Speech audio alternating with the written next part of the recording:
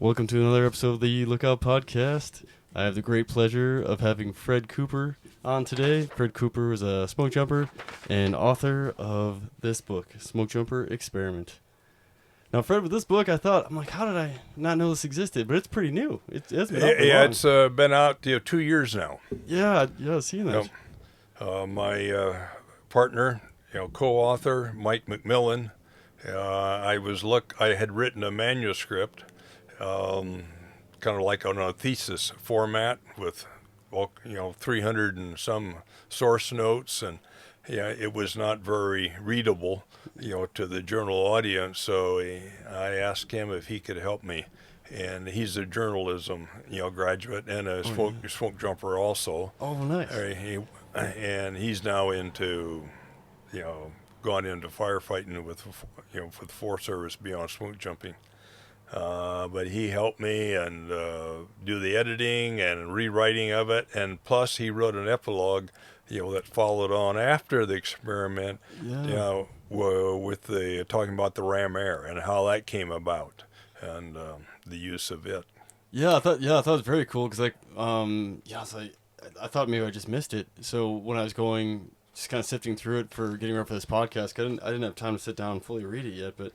I got to the epilogue part, and I was like, oh, wow, 2021. It talks about the completion of the ram air transition from round parachutes to ram air parachutes. Yes. And I was like, oh, all right. And then I looked at the copyright and said 2022, and I was like, oh, no wonder why I haven't seen this one yet. It's pretty new. Yeah, we had it out just in time for the Boise reunion in 2022. National reunion we had. Oh, cool. Yeah. Well, did you attend the national reunion? Did you make it for that one? Yes, yeah. I've been to, 4 or 5 reunions, and I'm on the board of the National Smokejumper Association, so, cool.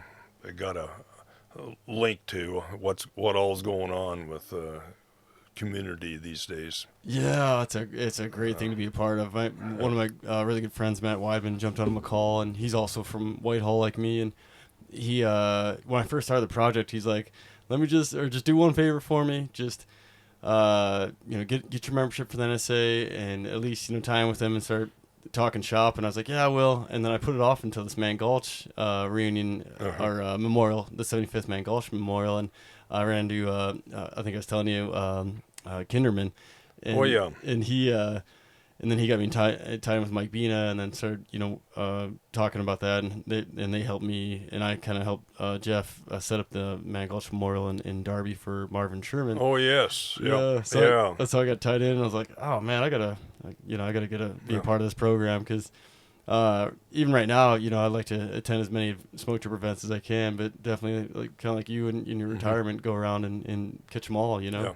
Well, we've got a NSA board meeting here in Missoula, October 23rd. Oh. And there's a big social out at the Museum Mountain Flying that evening. So anybody that's in the general area, hopefully would have gotten a notice, about it. And Stevensville might be too far away from. I didn't get the notice, but zip code's a little bit too far away. I think so. But this will help get the word out too for folks who are listening. So you said October 23rd. 23rd, yeah. Oh, yeah. 6 to 9 that evening. Yeah, a big gathering at the Museum of Mountain Flying. Oh, perfect. And for folks who don't know, that is the newer museum right next to the airport, right next to the jump base, right? Yeah. We're going to have we just broke ground for the National Museum of Forest Service History a week and a half ago, and we plan on having a 20,000 square foot building there hopefully by the end of next calendar year. Oh man, that's gonna be great. Yeah, and which smoke jumping will be of course a part of that history, but the Forest Service involves so much, and it's now 120 years old, so there's a lot to tell. Yeah, totally, and I don't think it was really getting out to folks, right? Everyone knows Ed Pulaski and I don't even know if everyone knows Francis Lovekin, Yeah. So it's important to have stuff like this. And I mean, I couldn't tell you the first hotshot crew even off, top of my head. Oh, well, the first hotshot crew, you raise that up, that issue was the first experiment for the hotshot crew was the same year as the Smokejumper Experiment in 1939. Really? There was a 40-person crew organized on the down at near Roseburg, Oregon, Oh. on the Umpqua. I think it was the Umpqua National Forest. And before that, if they needed firefighters, they would come off from bars and pickups and pick up in town, or construction workers, and they just weren't efficient at all in fighting fire. Yeah. So somebody, matter of fact, it was the forest supervisor at the time, said, "Hey, we need to do something different about having people involved with fighting fires." So he organized first experiment that spring, and they proved that hey, this is the future. Well, so that's what that's how the hotshot crews came about. Oh wow, man. That's kind of a different story, but it is. No, it's cool. But I mean, all connects, and historically, hotshot crews kind of feed the jump program and other programs that if people are following a different career in wildland, because as it's changing a little more, because it seems like people are starting to have a little more turnover rates. But when I was younger, the hotshot crews, from squad boss up to foreman, didn't really change that often, or up to supervisor. So you basically get on a hotshot crew to get a lot more experience, and then it also would boost your resume if you wanted to go anywhere else, like smoke jumping or rappelling or something else like that. Yeah. So, or just back to a district and pursue like an AFMO position. Yeah.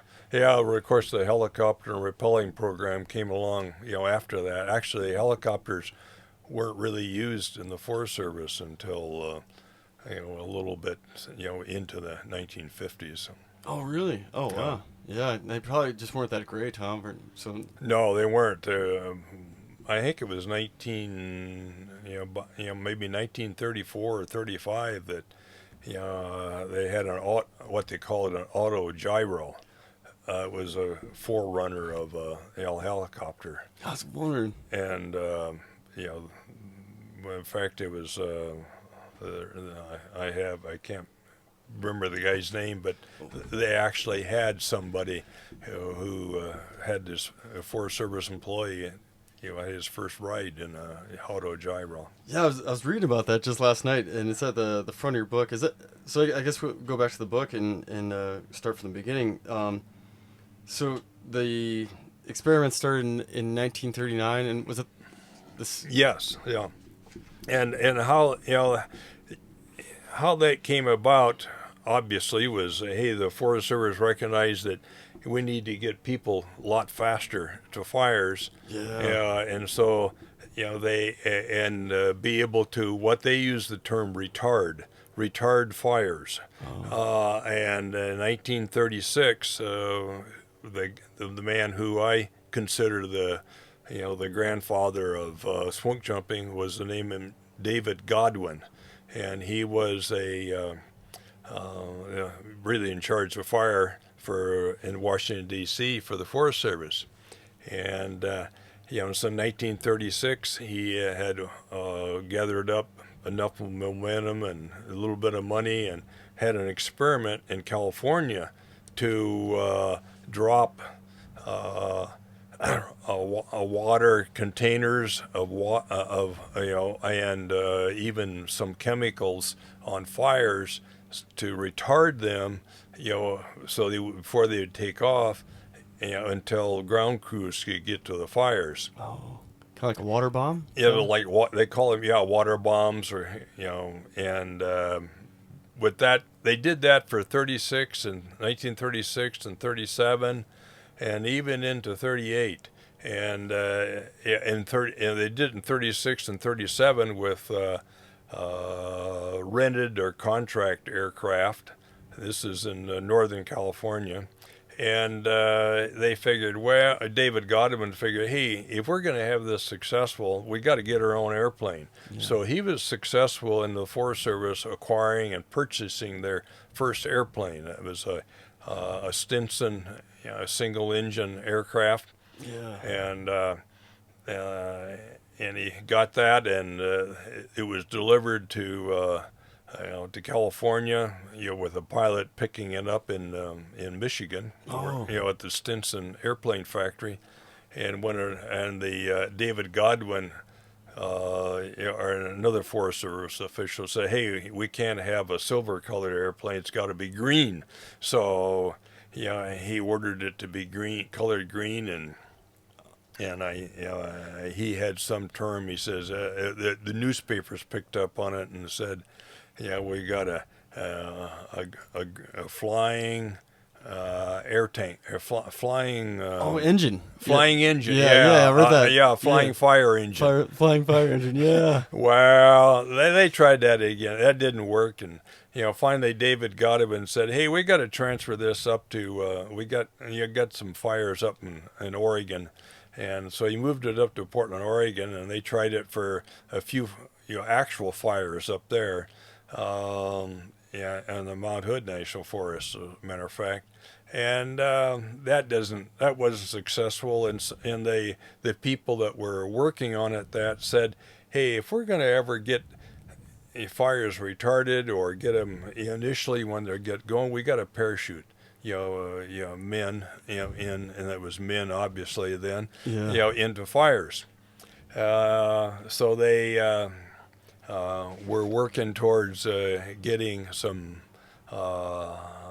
parachutes. They put out a call for parachutes and issued the contract or the request for bids. And I've only been able to determine there was only one response to the request, and that happened to be from the Eagle Parachute Corporation in Lancaster, Pennsylvania. And the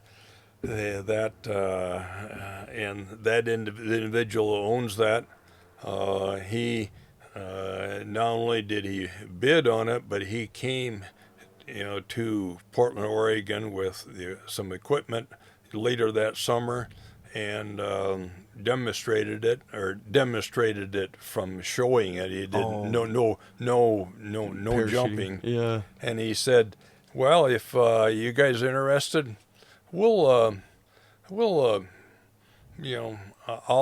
provide some parachutes, a suit, and a couple of experienced parachutists to work with you."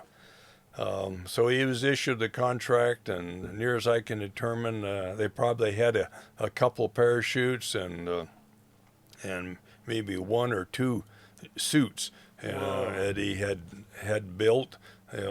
On his garage or something? Well, it was built. No, it was built by somebody in Portland, Oregon. Gotcha. A company in Portland, Oregon, and it was a one-piece suit that was. I had a. Was it with the big neck collar? Yeah, it was a suit, one-piece suit, with a zipper front, so the smoke jumper could get into it. Yeah, that's it. Yeah. And he could, and it was padded, and it was very, very difficult for the parachutist, to be able to maneuver. Yeah. But he did, and needed help getting into the airplane, and then also getting off too. Oh man, I bet. But and then we can get into the experiment itself. It started in October. They said, okay, we're gonna try this out and see how it works. And the Eagle Parachute Corporation guy, what was his name? The owner of the corporation. It wasn't Derry, was it? No, it was. We'll come up with the name, but. Yeah, I'll look it up here. Anyway, he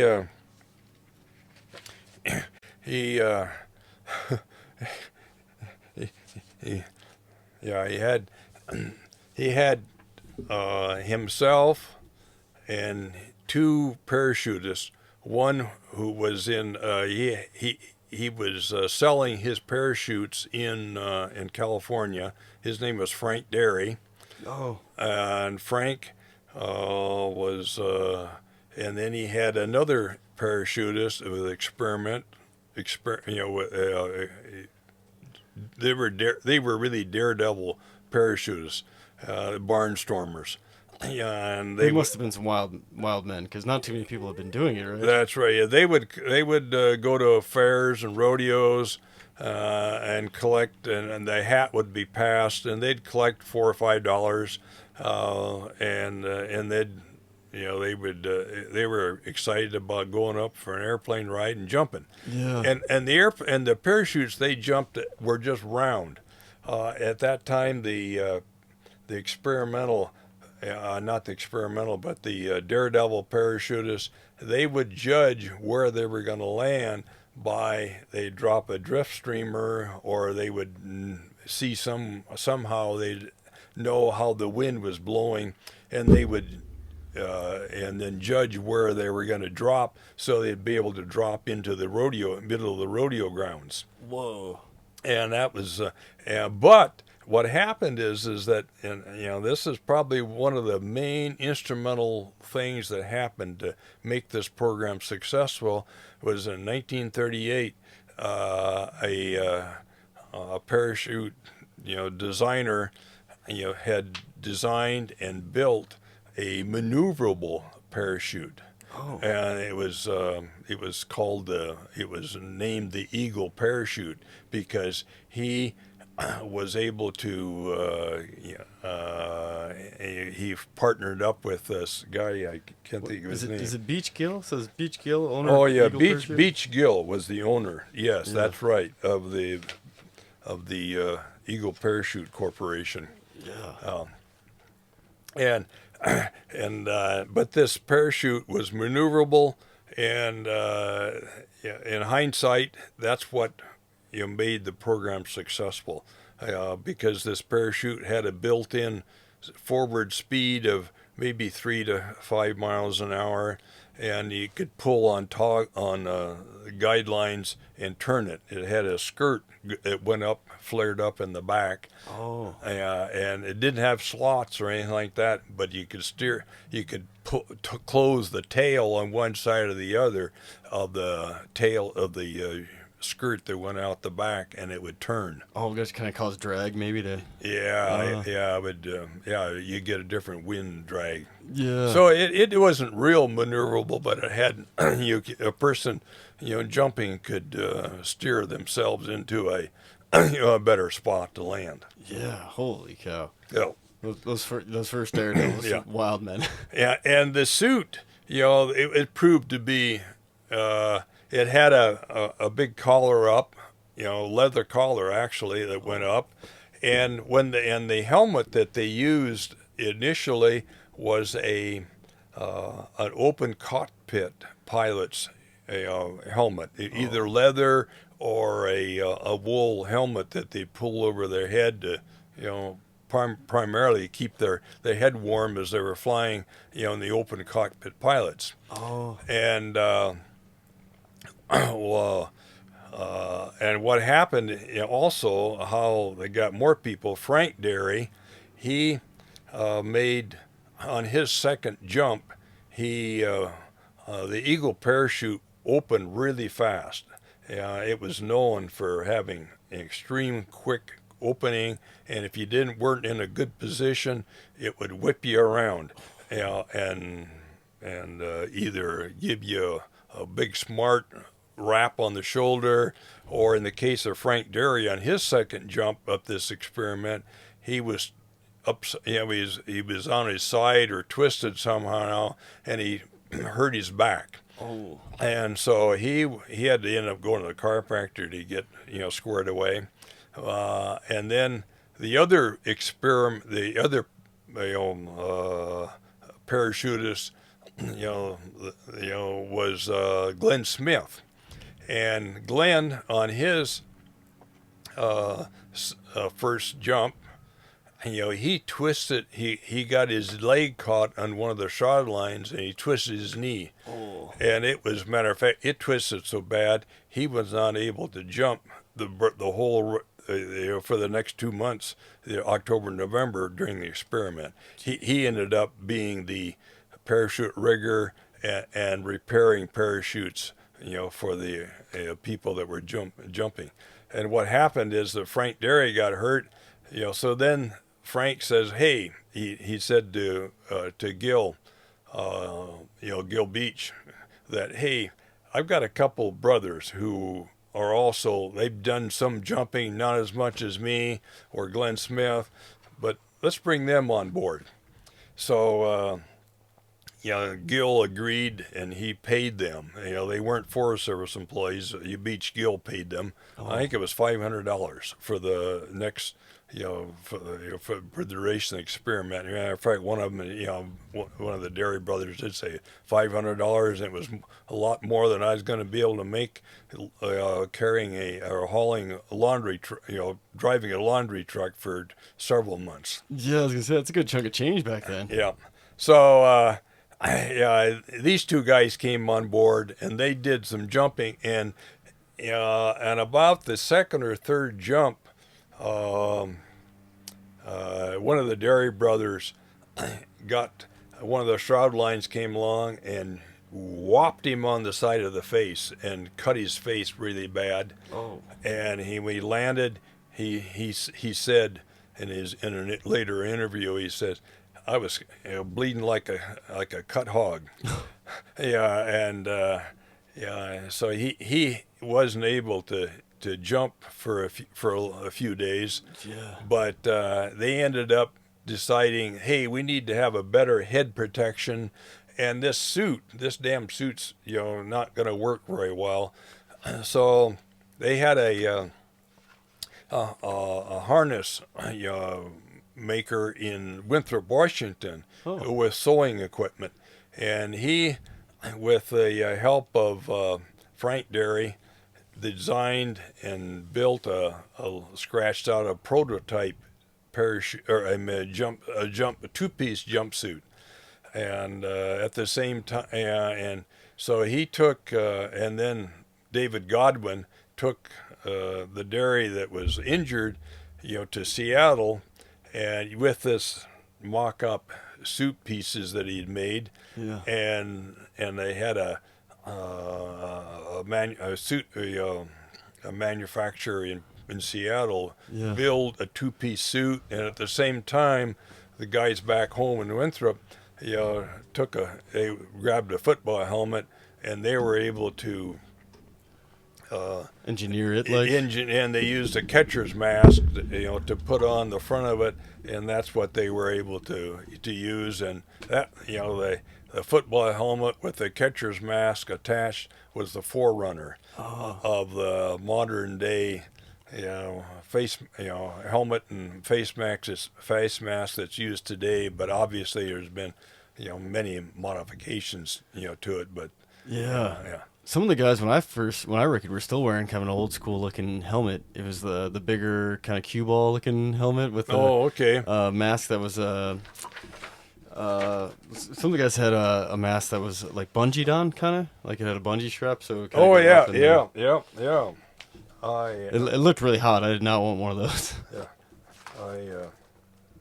It was kind of like this one here, probably. It was held up by bungees and then or snaps. Yeah, real similar to that. Yeah. That's matter of fact. That's a picture of me at the dedication of the Redmond Air Center in 1964. Oh, really? Wearing it. Yeah. Yeah, that was awesome. I was the poster boy for that. Yeah. Oh, cool. Yeah, great photo. I didn't mean to derail you, but they're onto something then with that new kind of helmet design. Because I imagine.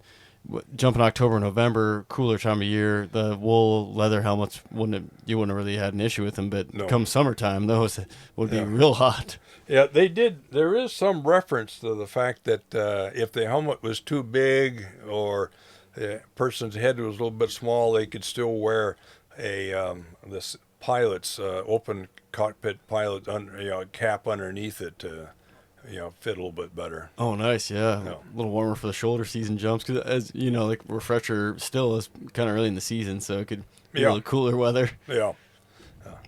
But so that there was a lot of experimentation that took place during these. There were 58 jumps. In 2 months? Actually, it was actually less than 2 months. It was from October 5th to like the last week in November. Oh, so that's a lot of jumps, especially for experimenting, because you think you'd have a lot of like after action review after every jump. Well, they did recruit. The main jumpers were the three Derry brothers, because Frank Derry, after a couple of weeks, he recovered. And then they also had, and Glenn Smith couldn't jump, but then there was a kind of a daredevil Forest Service employee named Dick Tuttle that came along, and he also jumped several times. Oh, awesome. During the experiment. Oh, I thought I heard a phone ringing. I didn't realize Tuttle was a Forest Service employee, because I've seen his name before. And how did Francis Lufkin get? Well, there were. I don't have my notes right in front of me here. Oh yeah, no worries. But there were a few others that jumped, but they mostly were just making initial one or two jumps at the airport. Oh, gotcha. Francis Lufkin, on the next to the last day of the experiment, on kind of a dare, they dared him into jumping. He was primarily hired to climb the trees and retrieve the parachutes, in case they landed in trees, and as well as the cargo, because they dropped cargo chutes initially to see how the silk parachutes would stand up into the tree, landing in trees. And Francis Lufkin and a fellow with him, they ended up they weren't hired by Eagle, but they were still Forest Service employees, and they went along and helped do the parachute retrieving, and they ended up making one jump apiece. Matter of fact, it was Dick Tuttle's brother, his father, who jumped. And, oh, really? Yeah. Oh, cool. And then the assistant fire officer on the Chelan National Forest. It was before the Okanagan, and he made a jump. Yeah. So there were I've reconstructed a jump log of all 58 jumps. With using interview notes and also newspaper articles from the Methow and Okanagan newspapers. That is cool. Yeah, so I've got. Because they didn't have that much. Maybe they did have a detailed log, but maybe got lost or something. Huh? I don't know, as they had really a detailed log. Yeah. Yeah, because they probably weren't as concerned about who was jumping when, just more of like the performance probably and capability, right? Yeah. And then in your book here it says at age 61, is it Lag was named leader of the Smokejumper Experiment?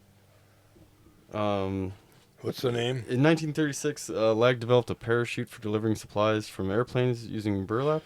So I thought he was jumping at age 61, but I guess he wasn't a jumper. He was just head of the experiment, it says. So I was like, wow, I mean... Oh, yeah. Am I saying his name wrong? Lag? Yeah, he was... Lag... worse.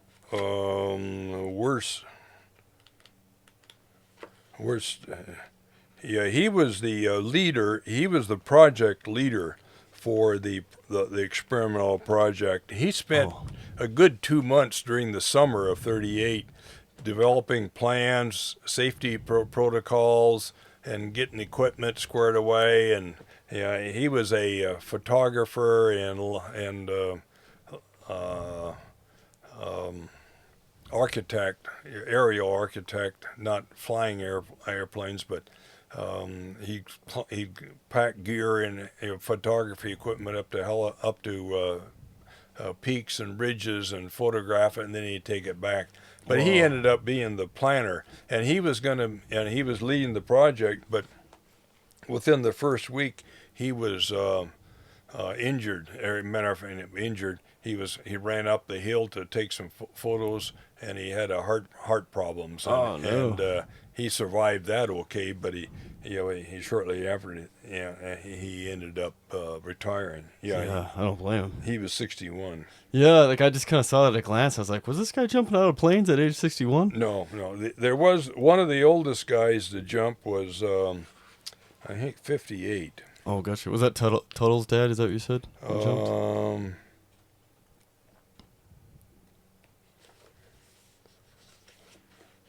It may have. Oh, I bet it was. Mitchell. No. And the only reason why I say like that's old age to be jumping out of a plane is just because of the technology back then. You know, I've heard stories about opening shock being just brutal. Yeah, Roy. Yeah, that's right. Yeah, Roy Mitchell. Oh. He was a Forest Service employee. Matter of fact, he was the in charge of road maintenance and trails maintenance for the whole Chelan, or the Okanagan Chelan National Forest. Oh, yeah. And he did make a jump, and he was the oldest at age 47. Oh, gotcha. Yeah. Still, I mean, you got to be put together pretty good to be jumping. Yeah. And he retired just 5 years later, in 1954, 30 years of working on the forest. Man, pretty for cool. The Forest Service. Road maintenance, then get to parachute out of a plane. Yeah. And then the Stinson plane, is that the same from the photo with Francis Lovekin in the jumpsuit? Yes. That's the same plane? That's right, yeah. Oh. And that airplane was, like I said, purchased in 1938 for the Forest Service. But in 1940, the winter of 39-40, World War II was coming along, and the Forest Service, as well as all federal, government agencies, were cutting back, and they surplused the airplane. And best that I can recall, it went to a company up in Alaska bought it. Oh, really? Oh. Yeah. And I don't know I haven't researched as to when the second Forest Service airplane was purchased, but yeah, I wonder. It would have been well after World War II. Because World War II, that's kind of, that's getting on to another subject area, but for the experiment was so successful that David Godwin, said, "Hey, I want regions 1 and 6 to now prepare for fire season 1940," and so they put together a bootstrap program and took off in 1940. Very cool. And of course the airplane was gone at the time, but Johnson Flying Service in Missoula, Montana, provided the flying services, for the Smokejumper program. Oh, gosh, for both the two bases only at that point, for right? the two bases, yeah. And there was, they flew from Missoula to Winthrop in early June of 1940, and trained 5 smoke jumpers there, and qualified for smoke jumping. And Francis Lufkin was one of those. Oh, cool. Along with Dick Tuttle and 3 other guys, and they set up smoke jumper base at the ranger station in Winthrop, and less than 5 miles away was the airstrip. So when Region 6 wanted to use the smoke jumper on a fire, they would call over to Missoula and the airplane was sent over to to Winthrop. Oh, gotcha. And that occurred once during the 1940 season. 1940 and 41 were still considered operational experimental programs. Oh. They were operational, but it was still declared experiment. We don't know whether this is going to really work, boys, but we're going to give it our damnedest and try. Yeah. So in, like I said, the first part of June, declared. They had 2 or 3 practice jumps. Actually, it's 2 practice jumps during that. I think it was probably the first full week in June, and then on Friday they had their annual fire guard school outside of Winthrop, and they set a test fire, and they flew the guys out and dropped them, and that was their final task or final test. check jump. Oh, check jump. Oh, gotcha. To declare them now smoke jumpers, and they used the word smoke jumpers then because during the experiment, one of the Forest Service guys said, "Hey." I'll get his name, but he said, now that now that we've got men jumping to fires, they aren't smoke chasers anymore. They're smoke jumpers, because smoke chasers were excuse me, would walk or ride to a fire and chase the fire. But now they were jumpers, so. Oh, that makes sense. I never knew about the origin, but that makes a lot of sense. That's how smoke jumping got its term. Ah, makes sense. And then I forgot to ask you about the auto gyro because I read a little bit about that, and that was early in the 30s is when they were testing the auto gyro. Yes. Yep. And it was kind of like a helicopter. It could. It was a helicopter able to.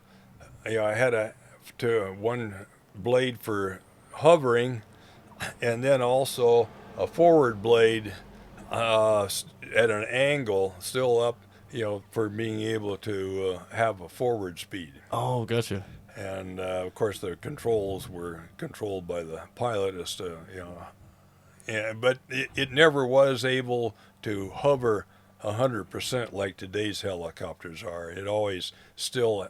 Had a little forward speed to it. Oh, gotcha. And must not have been that practical then, huh? That's right. Because I never heard about it. Walt Anderson was the guy who coined the term smoke jumper. Walt Anderson. Walt Anderson. Yeah, he was the fire management officer, for the forest. Oh, gotcha. Yeah, and he also made one jump. Oh, really? Yeah. Oh, very cool. Yeah. Man. Yeah. Be great to be that guy. Got to do a jump and name the program. Yeah. And then before we started recording, you read a letter that I think most smoke jumpers get a kick out of. Was it Regional Forester Road? Oh yeah, yeah. The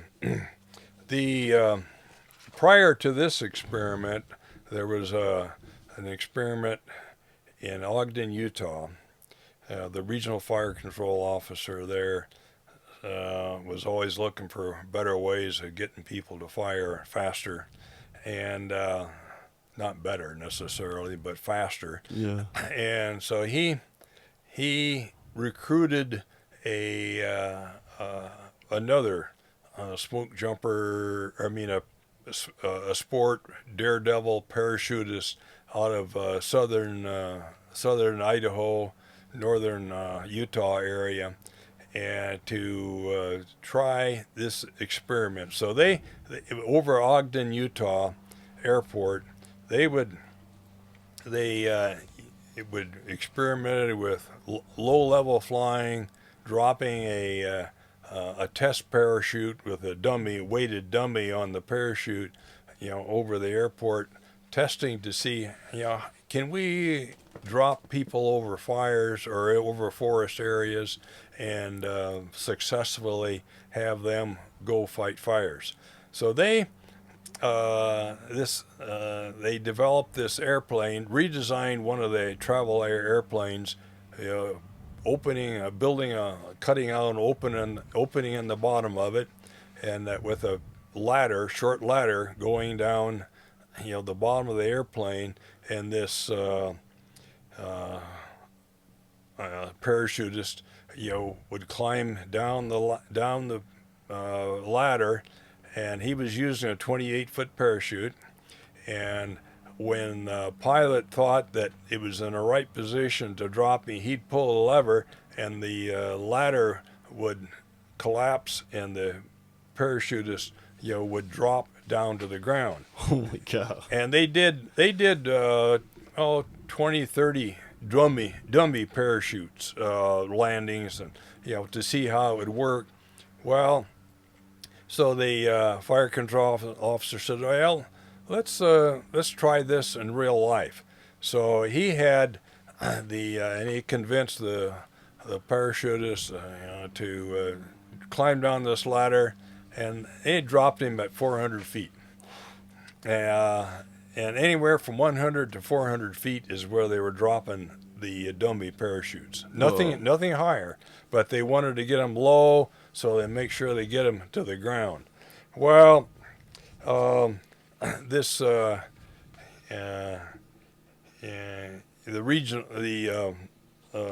report from this 1935 experiment was sent up to the regional forester in Missoula, Montana, and because they were establishing a fire warehouse program in Spokane, Washington at the time, and it was going to be the headquarters for Region 1 having a fire program. Yeah. And so they had, when this report went up, he was asked, hey, how about if we have you guys continue this parachute project and see if it's, the feasibility of it. So he wrote, the regional forester, and Major Kelly was his name. He was from World War I. He was a major in World War I, and that's, even though his name, I think, was Evan Kelly, but he was always called Major. And he wrote about a page and a half letter to the chief of the Forest Service and said, hey, quote unquote, all parachute jumpers are more or less crazy, just a little bit unbalanced. And he went on to say, I don't want to have anything to do with this experiment.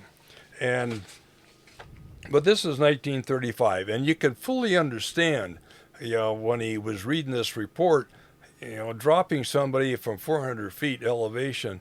What in the, Yeah, what are we doing here? Yeah. Especially you heard about the ladder and everything. That's right. It sounds a little crazier. But lo and behold, Major Kelly, with the assistance of and convincing of the regional fire control officer here in Montana,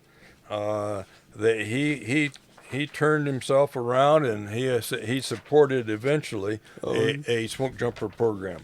Oh, awesome! That's great. Yep. Just had to get a little more info about it, maybe. Yeah.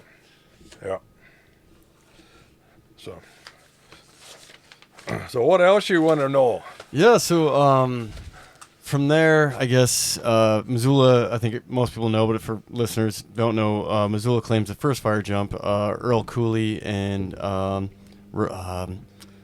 Rufus Robinson. Rufus Robinson. Yep. Yeah. And so they kind of claim the. Yeah, and that's not only claimed, but it's substantiated. Yeah, that was I think July 12th, 1940. Yeah. First official fire jump. First fire jump period. In the U.S. Forest Service. Yes. Yeah. So like you said, they do have the title of smoke jumper because what the back and forth goes is that NCSB, birthplace of experimental jumping, is what.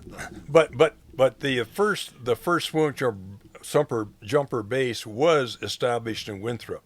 In June, into that first full week in June, because they had trained these 5 guys, and operational smoke jumper, parachutes were all already provided because they purchased the parachutes and radios for both Missoula and Winthrop. Earlier that year. Yeah. So that it was, and these suits, the new jumpsuits too. Oh, awesome. So they. Johnson Flying Service flying over to Winthrop, Washington. That was the first operational, smoke jumper base. And then Johnsons flew back, to Missoula, and then they had about maybe 9 or 10. Recruits, Forest Service employee recruits here in Region 1. And then they began training once the second week in June, and they trained at Seeley Lake, Montana. And they set up an operation there and training base, and they also had an open airfield. They had an airstrip right at just about a mile north of the village of Seeley Lake. And plus they had a wide open, huge range land about 7, 8, maybe 10 miles at the most south of Seeley Lake for people for their initial parachute jumps. Oh, gotcha. So they trained them to these 9 or 10 men to jump at Seeley Lake, and then as I recall, it was like July 6th, right after 4th of July, they moved to Moose Creek Ranger Station in the Bitterroot National Forest and set up the second smoke jumper base in the Forest Service. Oh, gotcha. Yeah, and I think that the parachute packing loft shed is still there, I think, at Moose Creek. Yeah, I don't know if it still is or not. I've always wanted to go in there, but I've never been in. Yeah. But they spent the first 2 days when the crew went in, out of trees, out of the raw lumber there, logs, building the loft. Oh, good. They even used cedar to split for the roof of the loft. Oh, really? And they, yeah, I've seen photos and I heard it was still there, so I'd like to go check it out too. Yeah, I don't know. Yeah, it's on my to-do list for adventures. And then and the reason why I was kind of saying the claim thing is that when I rookie, that was always the kind of sibling rivalry was between NCSB and Missoula and who was first. Yeah. And I guess, for folks who don't know, in order to be considered an actual smoke jumper, even after you're done with rookie training, and that is true today as it was when we jumped, I think, is you need a fire jump. Otherwise, you're not considered a smoke jumper, at least, until you get your fire jump. So that's news to me. Oh, you never heard it? Oh, maybe that's a newer thing, because that was kind of the claim of how Missoula won the argument, is that... No, when I rookied in 1962, I was, after my 7th practice jump, I was given my, smoke jumper parachute wings. I was declared a smoke jumper. Oh, really? That's It makes sense though, because that's when you're supposed to get your wings, is right after rookie training, and then but yeah, they wouldn't let us purchase any smoke jumper gear or I think they were calling us cadets or something. Smokejumper cadets or something. I can't remember what they were calling us until we got our first fire jump at least at NCSB, and I'm pretty sure all the bases are still kind I of doing never something heard like that. heard cadet term before. Oh, really? Yeah, something like, maybe it's not cadet, but yeah, something like that. Because I was like, man, I really got to work for this jump. And then the rookie class before me, I want to say, had a really slow year. So I think a couple folks didn't get a jump out of NCSB, but they maybe got a jump somewhere else. So they were able to get gear from like Redmond, but they weren't able to get buy NCSB gear yet until they got their jump out of NCSB. And, yeah, so that was that a thing when you were jumping then too? Did you have to get a jump out of that base in order to buy the swag from that base? No, Really? no. I wonder when that started. I don't know. We never had back in the '60s we didn't have a flag. Oh yeah, huh? No. It's a T-shirt. That's about it. And Yeah. I don't think we even had T-shirts with base emblems on them at that time. Oh really? Oh No. yeah. Now everyone's got their own gear locker, so you can buy it. Like Reading has mugs and all kinds of stuff with their logo on it, and same with AK. Everybody pretty much now. But I wanted to ask you before I forget. The original loft was getting washed away at NCSB because of a great flood, right? Yeah. Before I was there, the loft was over initially next to the Methow River. Yeah. And that would have been in probably 42, 43, something like that. It was established, and they even had, I think, a tent or temporary quarters over there for the pilot or jumpers to be ready. And but at any rate, they had a bad flood somewhere in the late 40s and washed that area out. So then the base was moved over on the other side of the airstrip, where it is now. Oh, good, because that's what I was told. The airstrip didn't really move; just the base did. Just the base. Yeah. Yeah, and the way I was told it, and I'm not sure if it's true because no one has been able to confirm this information, but that Francis Lovekin was working his butt off to get the sewing machines out of the building because they were about to lose it. That's what Bill Moody, that's what I heard from. Yeah, I don't know if Bill was involved. Was there? I don't know. I doubt if he was there when. As a matter of fact, I'm sure he wasn't because I don't think Bill started jumping until '57. No, and that's and because I interviewed Bill and he couldn't tell me exactly what happened because the other information I got was that after he got everything out of there, like the sewing machines and things, he set fire to it so it wouldn't cause any problems downriver. So, okay. Yeah, he burned it. Supposedly started burning it down before it washed away and could block anything downriver or cause any problems. And I'm not sure if that was true. And Bill hadn't heard that before. So Bill would have had first-hand knowledge of that working with Francis Lufkin for many years. Yeah, and he hadn't heard of that. So I don't remember who told me, but it was when we rookied and this is what I was going to ask you too. When I rookied NCSB in 2013. They gave us a little booklet of the history of smoke jumping, and not as detailed as your book, but just kind of a quick fact sheet, and they quiz us on it while we're going through rookie training. Yeah. Did they have anything like that when you were there? No, they did not. Matter of fact, I learned about, Man Gulch, the program and the lessons learned from Man Gulch are used and taught today. I had never heard of Man Gulch, until way later. It was after I got through jumping in 1968. Really? I just, Yeah, and a lot of those things just didn't ever really get talked about. I interviewed a fella who, I'm blanking on his name off the top of my head, but he was a firefighter out of California, and he was talking about just like how much death was happening in the first few years, and it was just kind of like seemed to him that they were treating firefighters, wildland firefighters, and I don't think they were maybe called that back then, but it's just like another tool, it wasn't as big a deal to lose one. We didn't have a color guard. He was just talking about just how the culture was back then versus now, and how he's happy to see the change, and then with the Wildland Firefighter Foundation and stuff.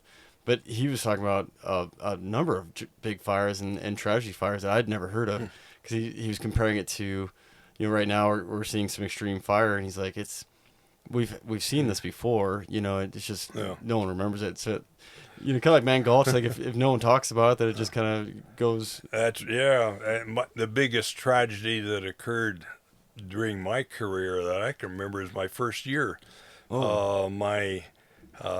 A fellow rookie, he would happen to be my bunkmate, at the bunkhouse. Yeah. Russell Kleinhexel.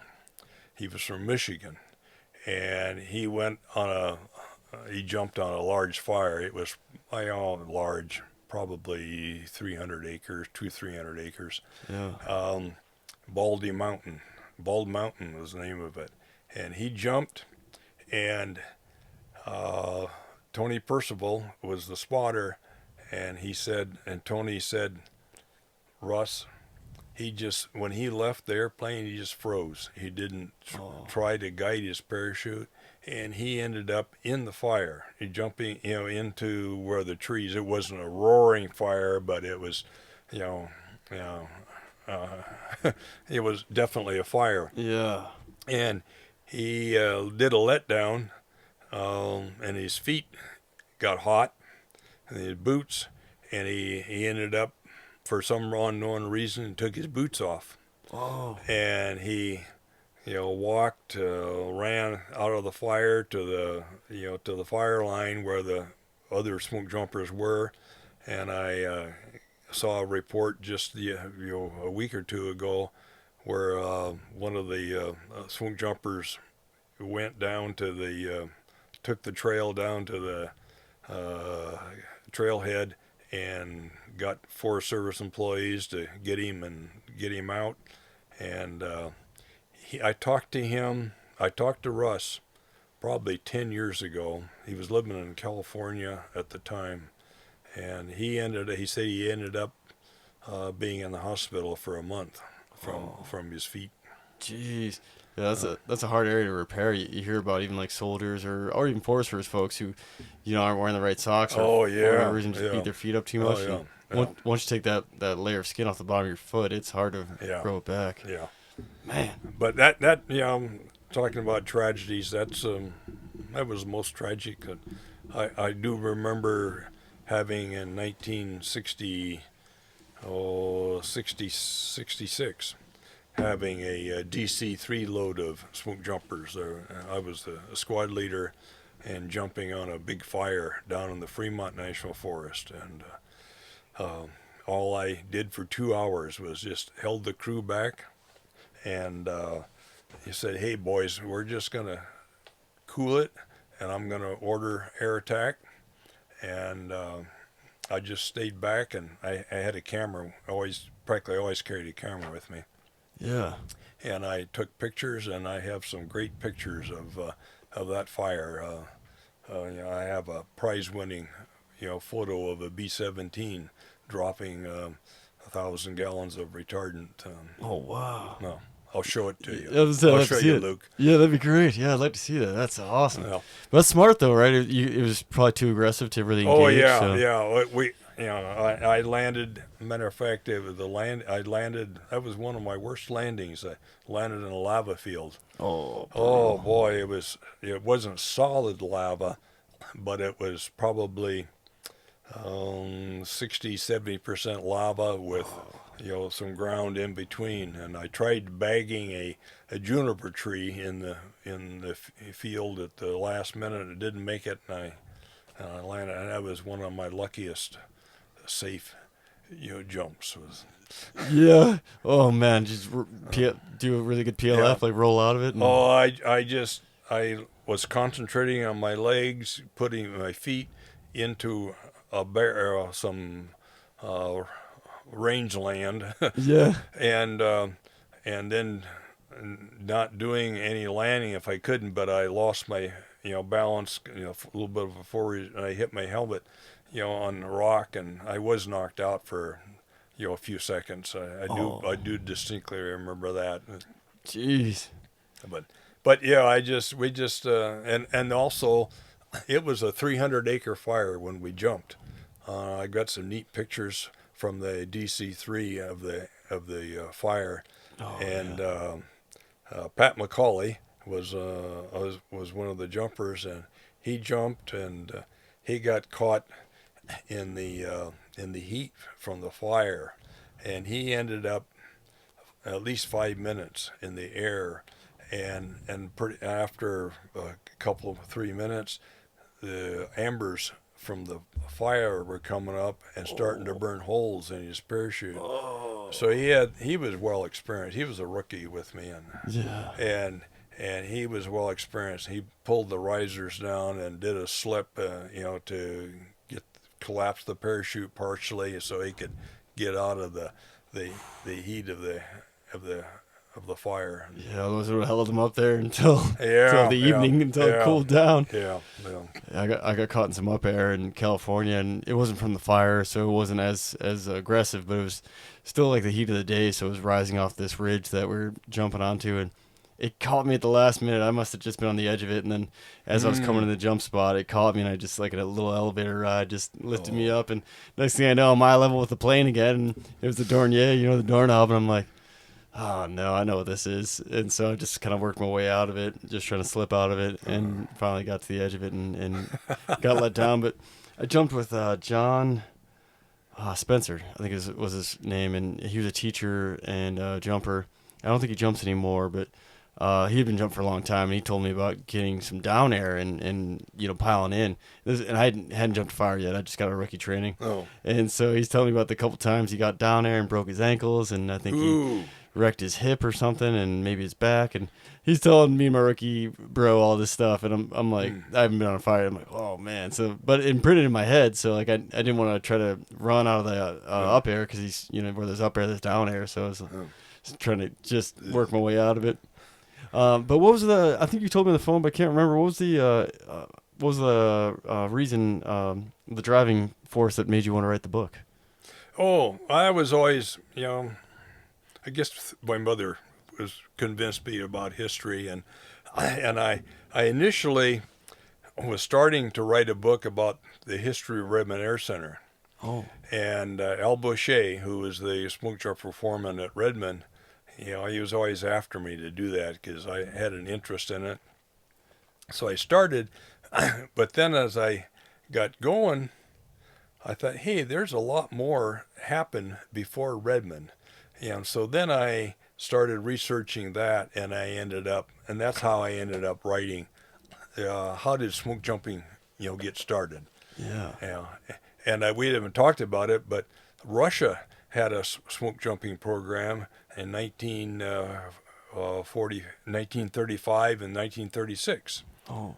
Yeah, that's another subject, but yeah, because I talked to Bill a little bit about the exchange, but he didn't mention that, and I briefly saw it in your book that Russia had the jumper program before. Yes, and I'm glad you brought that up, because I didn't know the Russians also were the ones who engineered the drogue, right, for what we use in the modern ram air system, right?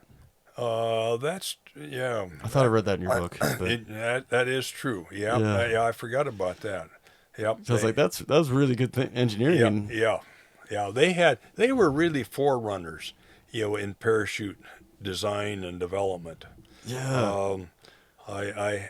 It's difficult to learn very much about, the Russian program, but Bill Moody, yes, did some exchange, and also as Missoula smoke jumper here, I can't think of his name right now. He speaks very fluent Russian. Oh, really? And he has talked to some present-day Russian smoke jumpers. Oh. And there's some articles in the Smoke Jumper past issues of Smoke Jumper magazine where I can't think of this guy's name right now, but this this jumper had talked to, yeah, interviewed somebody, or Oh, gotcha. Man, that is cool. So is that kind of what put the idea into Godwin or Godwin? No, not really. Godwin, I tried to get a connection between, did he learn about possibility of smoke jumping from this Ogden, Utah experiment in 1934 and 35? Yeah. And Didn't sound Not like it, huh? really. Yeah. I think that the guy, the 1934, 35, guy that tried to get it going, he fell out of favor Oh. I believe in the Forest Service. Yeah, here's a harebrained guy. It just, matter of fact, before he even did this, he talked about trying to use hot air balloons, Oh.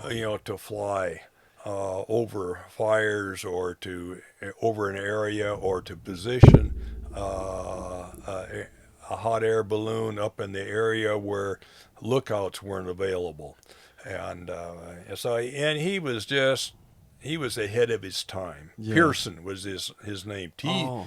TV Pearson. He went by initials TV, Hmm. but he was just a little bit, yeah.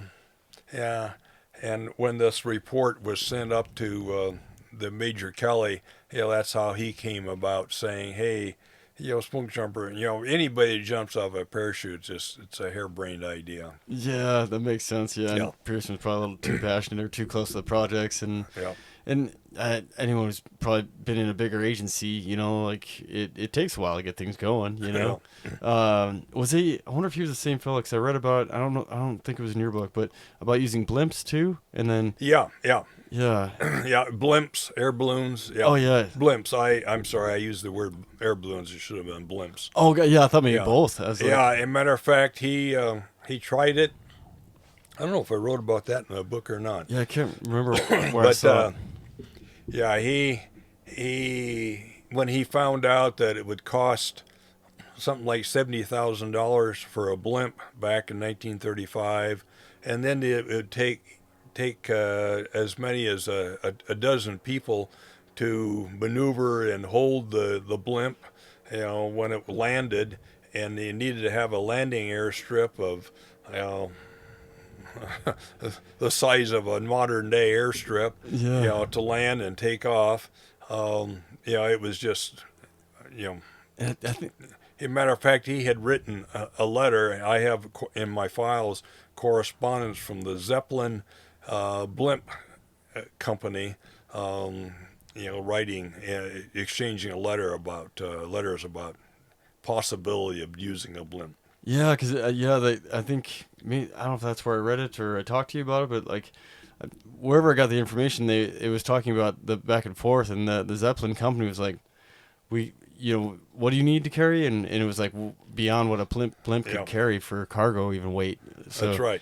And because I think he was trying to get smoke jumpers or some kind of fire unit in the blimp too with gear, and he's beyond the capabilities of a Zeppelin. It sounded like at the time. Another brainy idea, David Godwin. Yeah, this was probably after the smoke jumper program was going for couple of 3 years. He said, hey, we gotta continue to get people into a fire faster. Yeah, so he went to, during World War II, he went to an Army air base in Georgia or Kentucky somewhere, where they were experimenting with gliders, because during World War II, they had a glider program, so they could put about 16, infantrymen into a glider, and with a glider pilot and a co-pilot too, would glide then people into a landing. They wouldn't have wheels on them, but they'd glide into a open field, and then the infantrymen would get out and go start shooting their guns. Yeah.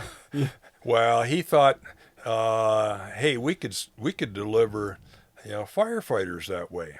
So he went to this classified, confidential experimental base, and where I forget exactly where it was. I even have the correspondence that Really? he wrote about a 5 or 6 page letter about what the possibilities might be. I got a copy of Godwin's official personnel file from the archives, and he has a confidential letter in there that was written about, tells about this whole thing. Man. But yeah, and they even had, the Army even had a method for picking up these gliders I was wondering. after they were dropped. Being able to float a balloon in the air, and a DC-3 could fly over and hook the blimp and take it, not the blimp, the glider, and take it back. Oh, gotcha. Yeah, because the DC-3 in Missoula. Did you ever see the last one? It went away in 19? Not it was here pretty recently. I got to jump out of it. Did you ever see that one? The Mont, the one now is Mont. No, different one. It got sold, and it got the turboprop conversion. Oh no, I never did have anything that powerful. Oh really? Yeah, it was so powerful. So a lot of people didn't want to see it go, and it was built towards the end of World War II. So it had really low miles on it, really low hours on it, and then they did the turboprop conversion not long ago on it, and so they had to stretch the fuselage a little bit, and they went through and x-rayed all the parts, all the major components to make sure it was still good to go. And I mean, it still had a ton of life on it. So we were trying hard to keep it, but the powers that be. Do you know what year that would have been? When it went away? Yeah. It had to be 19, maybe. I want to say maybe 20. It was shortly after I stopped smoke jumping. Oh, okay. So 2019. Yeah, Dick Hulla, who lives here in Missoula, he was a smoke jumper, and he went on to become a smoke jumper pilot. Oh. Yeah, he probably did fly that. I bet it was around for a really long time, but it had that hook on the back of it. Because I remember asking, I don't remember if it was the base manager or the pilot or somebody, and they're like, "Oh yeah, it was built towards the end of World War II, but the war was ending, so I don't think it saw any time, but it was built to tow gliders." Okay. And I didn't know anything about that glider program, so yeah, the DC-3 could pull 2 gliders. Oh wow. Yep, tow them. That is cool. An Army buddy of my dad's during World War II was a glider pilot until he was injured, and then he ended up in the quartermaster corps with my dad, and they were close buddies. That's cool, man. That'd be a cool thing to do. So I hear about glider stories a little bit from him. Yeah. Oh, that'd be cool. A little scary probably at first. I mean, you got no power behind the sucker, so you just gotta going where you're going. And I was gonna ask you, so you were jumping at NCSB, and then when Redmond became a smoke jumper base, in 1964. 64. I transferred. I had 2 years. I transferred down to Redmond. Oh, gotcha. My primary reason for transferring down there, I was a Salem, Oregon, boy. Yeah. And I was going to school at Oregon State nearby Corvallis, and it was just nice to be a little bit closer to home. And yeah. I was kind of poo-pooed for leaving, a great smoke jumper base in Winthrop, Washington, but yeah, no, it was a good move though. And then I was there for 1 year. Second year, I think I was Al Boucher selected me as a squad leader, and so I ended up training and as well as leading, serving as a squad leader in larger fires, and did a lot of spotting. Oh, very cool. Yeah, probably a really good experience. Yeah. And is that the same spot that it was back then? Yes. Yeah. Oh, so it probably hasn't changed much either. Oh, no. It's it's got still the original buildings. They've added couple more buildings. Yeah, man, that's cool. Yeah, because I've been there quite a bit, and then NCSB has that changed since you were there? Yeah, a little bit. I don't think a whole lot though. Yeah. The cook shack that we had there is burned down. Oh, it did. Yeah. And sometime after I left. Oh, gotcha. And they replaced that. Yeah, the bunkhouse. Last time I was there, it's been 6 years ago now. They had a memorial service for Doug Houston there. Oh yeah. Doug Houston was base manager for a while at North Cascades, and I got to know him pretty well. But when I went there, there wasn't a lot of changes.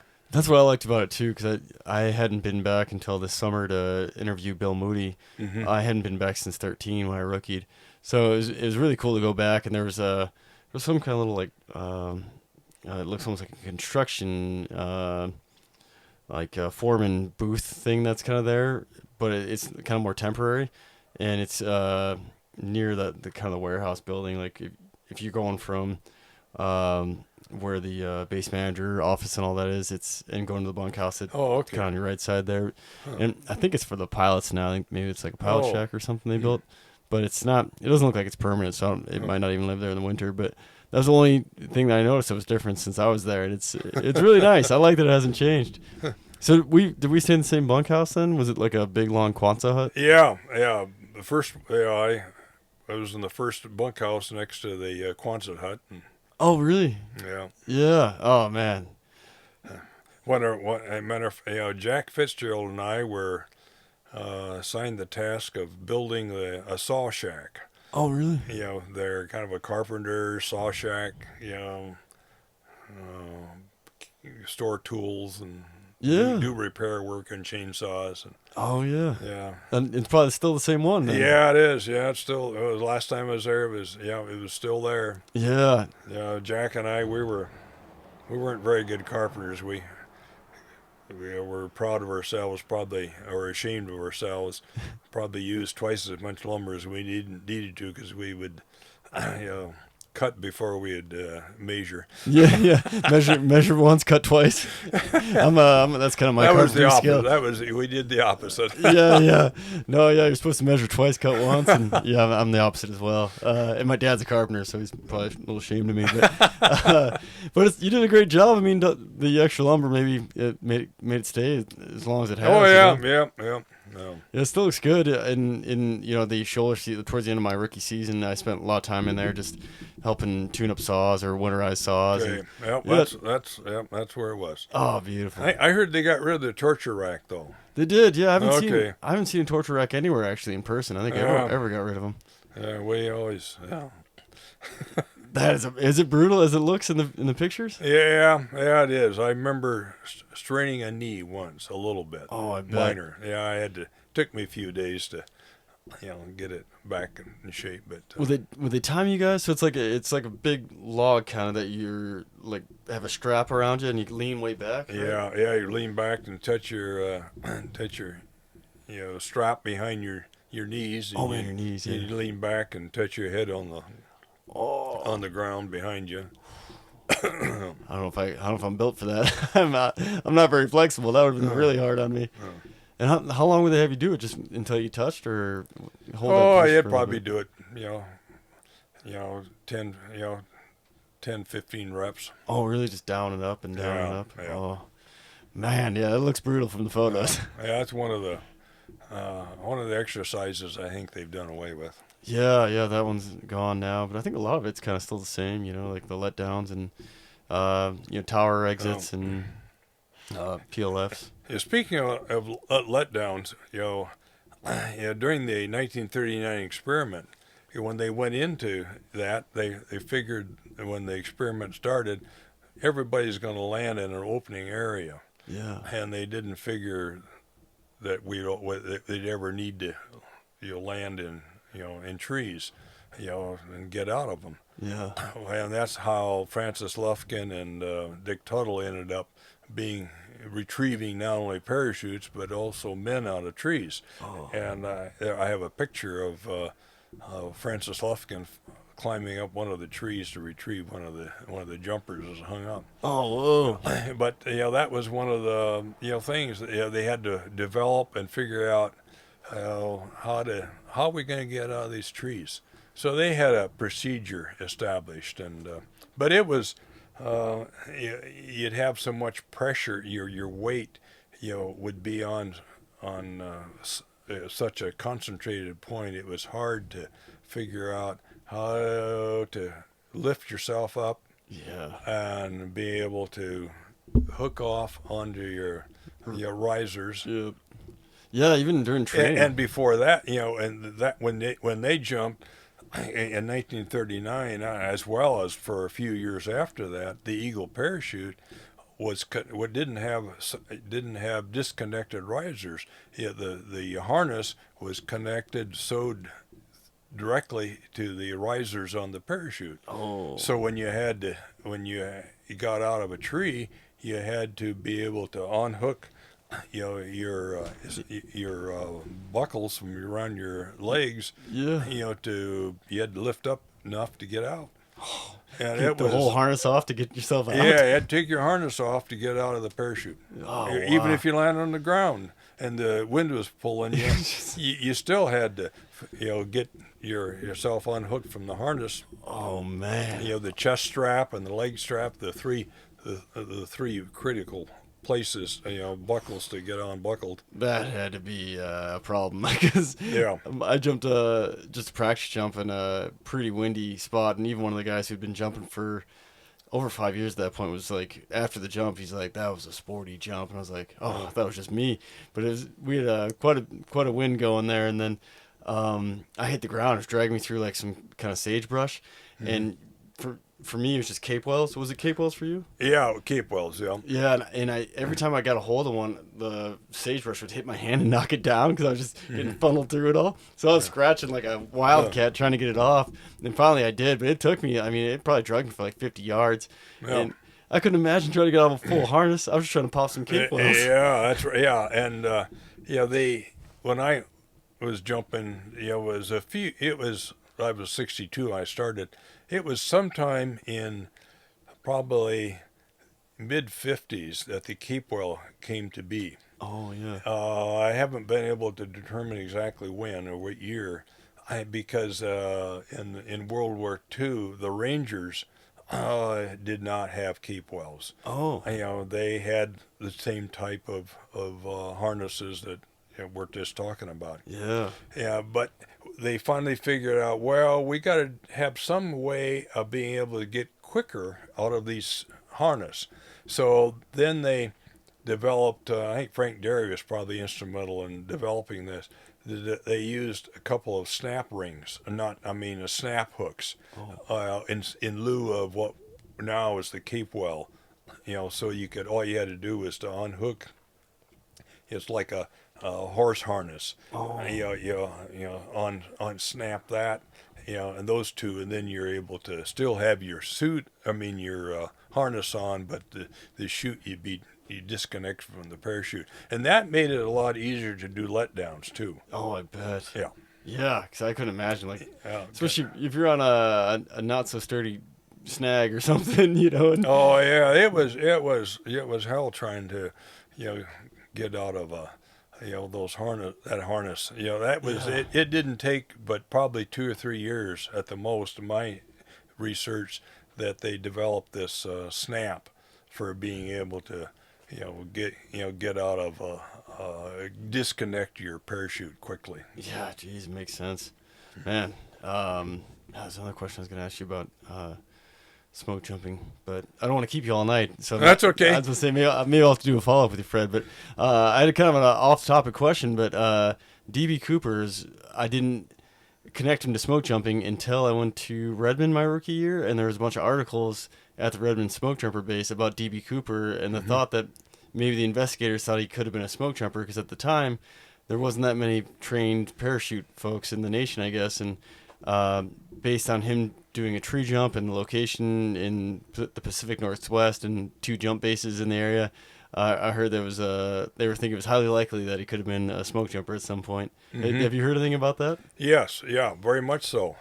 Matter of fact, I was living in Seattle at the time that hijacking took place. Oh. Yeah, that was probably 1972 or so. I can't remember the exact year, but about 1971 or 2 or 3.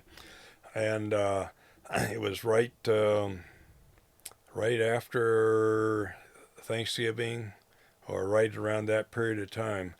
And I was told that the FBI had contacted Redmond because I had been a smoke jumper and I had the last name Cooper, and so I was On the list. on the list.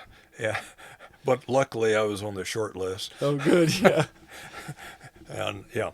Yeah. So I was looked into, but I think it was just very quickly. They never talked to me personally. Oh, gotcha. Yeah. Yeah. Yeah, because I guess Larry was on the list too, and I talked to him about it. I think off the podcast, but not on it. And I meant to talk to him about it on the podcast just because I think it's an interesting story. And Yeah. there's a movie made about it. Like Right. not long ago. A bunch of goofballs are going to the woods to find DB Cooper. But at that time, it's real easy, to get onto the airplane. I remember one of my first commercial airplane flight was out of Seattle, out of Boeing Field. And there was no air terminal to speak of. You go in and you check in and you walk from the terminal out to the airplane and walk onto the airplane. I was on a short flight from Seattle to Eugene. Oh. And I can see where it would have been really easy for DB Cooper, Yeah. or whoever it was, Yeah. to get on and nonchalantly take a parachute with him. Yeah. And a few $1,000s. Yeah, totally. Yeah, and I think it was Larry who was telling me that when he's having conversations with his dad Francis about it. I think it was Francis was saying just like the amount of jet propulsion coming off that thing and the speed. Yeah. Like he was thinking that that DB probably got wrapped up in his parachute and turned into a burrito and his body's still out in the woods somewhere. Based on our experience, jumping, it would not be easy. Yeah. To survive something like that. Yeah. I don't know what the speed would have been, but it would have been probably at least 200 miles an hour. That's what I was thinking for a big airliner like that. They can't slow down enough, I wouldn't think. And I think they jumped out of the back of the airplane. I forget what airplane it was. So. Yeah. So it would have, kind of been sucked out too, and so it wouldn't have been going out sideways like we were going out. Yeah. Except now, I guess the Sherpas they jump from they jump from the tail end. Yeah, they still were jumping out the side door when I was there, and the last I heard, I know they're talking about maybe because the Sherpa B had the capabilities of lowering that back hatch, and the CASA that they jump at the CASA in NCSB as well, and they're able to lower it and lift it. But I think still just like operationally, it makes more sense to do the side door thing. Getting a good view of the fire and stuff, and yeah, so I would I'd use my camera. I usually have my camera either in my leg pocket inside my hard hat, or to protect it, or around my neck. And I took a few pictures while I'd be in the door waiting, and especially if they had to make another extra run, I'd unzip my coat a little bit and jacket and take a few pictures, and I got some neat pictures I'll have to show you of. I'd love to see him because that's very cool. I meant to tell you the Stinson, you're saying it went to Alaska maybe after. The Stinson Reliant. Yeah. Do you know where it is? I know where it is now. Do you know? No, I don't. I just found out because I went to go look for Francis Lovekin's jumpsuit, the red one, because Bill didn't know where it had gone, and we were talking about him doing the jump in like the 80s or something with it. Yeah. And I was like, actually, I have no idea. And I contacted Larry, and Larry was the one who told me it was in Missoula, he thought. And it was Kim Maynard who jumped out of Missoula. She was like the second female smoke jumper in the 80s. Really cool gal, tough. Yeah, second or third. Yeah, I know her quite well. Yeah. Her and her rookie sis are kind of tied for second, I think, is kind of how it would go, I believe is what she was telling me. But so she and her husband actually tracked it down at the Evergreen Museum out by where Larry lives, and brought to was it Missoula Mountain Climb Museum? Museum of Mountain Climb. It's in the museum there now. Yeah, and I found out too that Larry was one replica made in NCSB, never quite found the time, and Missoula took some measurements, but I think I loaned it. I had it in my possession. Oh, really? And I have pictures of me being in it. Oh, very cool.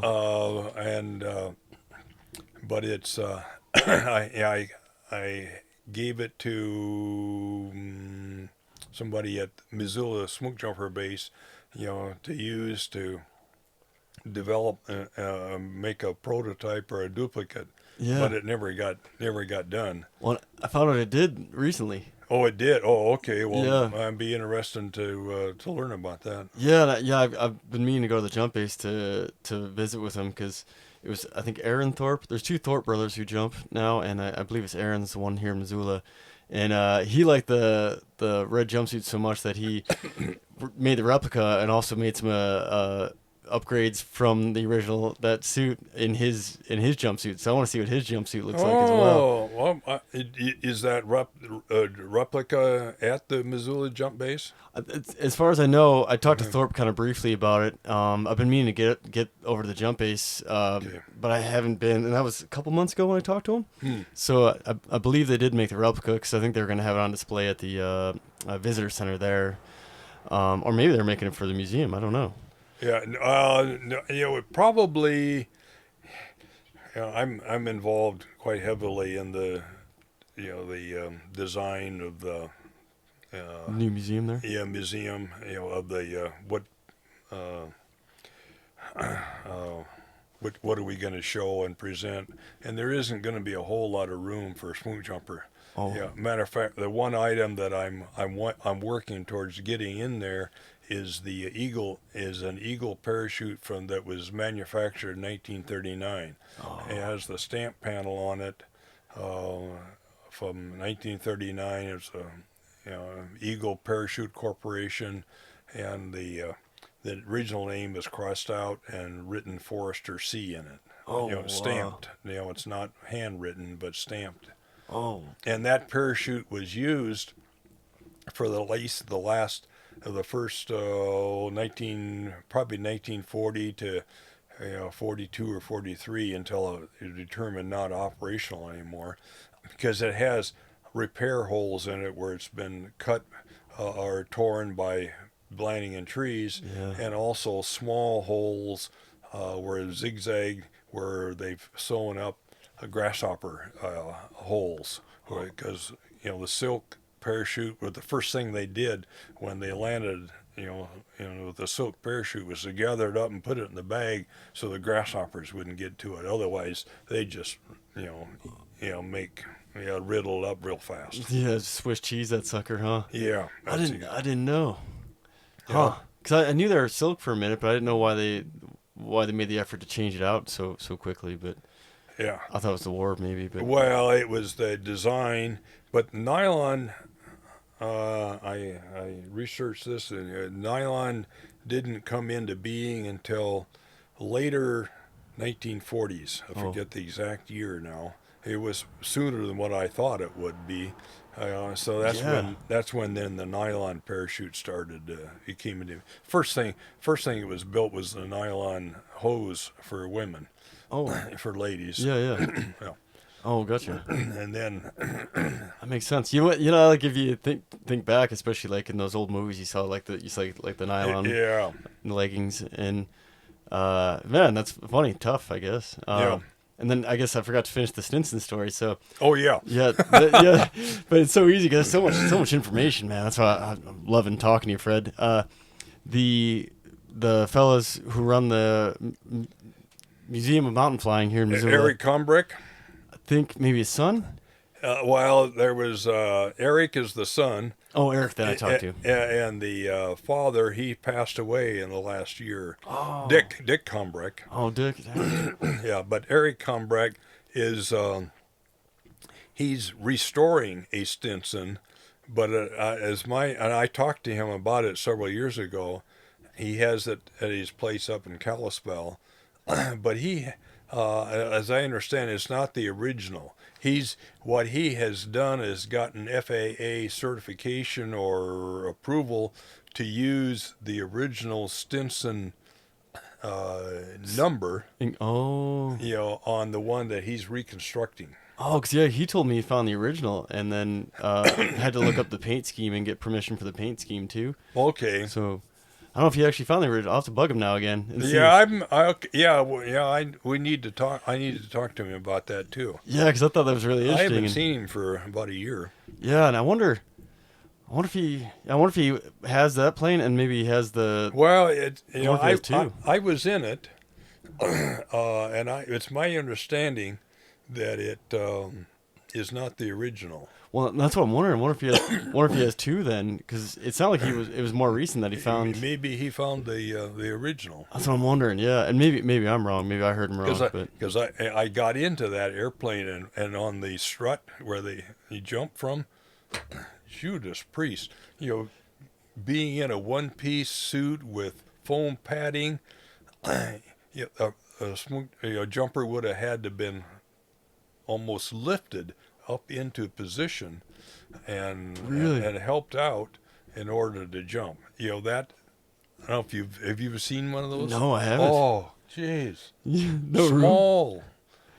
Well, I didn't realize the beach was so small until I saw it at the museum there in Missoula too. The Twin Beach? Yeah. Oh, I love that plane to jump out of. Little guy though, Yeah, that's it's a cool looking aircraft. I have 73 Forest Service parachute jumps, and probably half of them are from the Twin Beach and the other half from the DC-3. Oh, really? Man, those are the best planes, I think. Yeah. In my opinion, and they're both, I think, and just for the look too. Like they both look like Smokejumper aircrafts to me. Yeah. But yeah, I didn't realize the Yeah, beach was you're right. smaller. Yeah. That Twin Beach looks really small now. It does, yeah. 'Cause Yeah. I thought, and I didn't know because I hadn't seen one, so I always thought it was the same size as the DC-3. So Oh, I was yeah. so then I saw one, I was like, oh, all right. Yeah, it's about a fourth the size. Yeah, and I found out, and tell me if I'm wrong, but the jumpers would kind of stack in and sit between each other's legs. Yeah, that's right. Yep, I've got pictures of the inside of me in Oh, really? one of them. Yeah. No chairs or anything, just empty. And Oh yeah, there'd be some benches on the side. oh, bench on the side. Oh, gotcha. At least on one side. Is it as tall as the Airstream here, or is it? Oh no, No. no, you can't stand up in it. That's what I was thinking, but I wasn't sure. Oh yeah, no, it's maybe at the most 2/3 the height of this. Oh, maybe like the height of our heads right now, maybe? A little bit higher. A little bit higher. Oh, Yeah. gotcha. A little bit of room to move, but not a bunch. Yeah, because that's the Twin Otter. Did you ever get one of those? No, never did. That was probably the smallest aircraft I jumped out of. I mean, the Dornier is pretty small, but the Twin Otter felt like really tight. Oh. A lot of folks like jumping out of it because it's got a nice airspeed, slows down nicely, and a lot of them have big windows, so you can get a good view. And it's so narrow when it tips, you can see out really well too. When they're doing the orbit. But I didn't like it because it was so tight. You'd be wedged in there and it'd get hot and. I guess I was spoiled because the cost is pretty roomy, and then getting to jump out of the DC-3 as well. Yeah, the DC-3 is, of course, lots of room. It's amazing. Yeah. I'm so lucky I got to jump out of that. Well, I'll let you go, Fred, but I wanted to ask, the Redmond book is still in the works, right? Yes, it is, and it's available for purchase from the National Smokejumper Association website in their bookstore page. Wait, the Redmond one is? The Redmond. Excuse me. I'm sorry. No, the Redmond the book is not out yet. Oh, gotcha. Matter of fact, I need to follow up with the guy who I passed the baton to see where he's at with it. Yeah. I'm really interested to read that. I'm interested to get through this one. But you said this one's available through this one is available through the National Smokejumper Association website in their bookstore. Yeah, Smokejumper Experiment. I highly recommend checking it out for folks listening. Great read, great information. 16 stories of brief biographies of the 16 men as it related to the to this experiment. I'm so glad you did the book because. It's got pictures in it, and Mike did a great job of not only doing the editing and layout. He did the layout for it, and lined up the printer, and also writing the epilogue about the Ram Air. Yeah, it's very cool. It's a great finish having the epilogue and the photos too. Because it has the photos and how the Ram Air system works too. Yeah. It was very cool to see it. I don't think there'll be another book as good. Matter of fact, this one guy here, Walt Anderson, his granddaughter was one of the first people to have purchased this book. Really? She was so proud to see her grandfather there. That is cool. Well, this might be one of the first books I was ever given, and with an inscription. So I'm going to cherish that, Fred. I really appreciate that, man. Oh, you're welcome. You're welcome. Yeah, my daughter's really into books right now, and every time I get a book, she's like, "My book." So I had to wrestle that away from her to get reading at it. Mike, designed this so it'd be an easy read, and somebody could carry, smoke jumpers, anybody could carry around with them and read a little bit and pick it up. Yeah, absolutely. Well, thanks, Fred. Thanks for sharing your time. Okay. And, I'm going to check out that photo before we leave. And one thing I did want to mention, about you mentioned women, in the smoke jumping program, it was the Russians who had the first woman smoke jumper in 1936. Whoa, I did not know that. Yeah. So they've had women smoke jumpers since the beginning, pretty much. Well, I don't know after that, but that was. And their smoke jumping program was, of course, a lot different. That's another story we can talk about. But they jumped into open fields, and they would round up the villagers, to hike several miles out to the fire. Oh, wow! And teach, tell them how to fight fire. Coach them along with it. Yeah, man, I think it was Eric, maybe, or who was. Oh no, it was Bill who was talking about the Smokejumper plane that they were flying and might still be using. One that he got to jump out of, I think, was like a giant looking biplane. Oh, okay. Did you ever see the photos of them? No. Man, they look really cool, and I guess they're pretty slow, but a lot of horsepower and real functional. So I guess they might be still in use over there. And I thought that was interesting, but yeah, I guess that's all I got. Well, thanks again, Fred. Appreciate you. Then thanks for tuning in, everybody.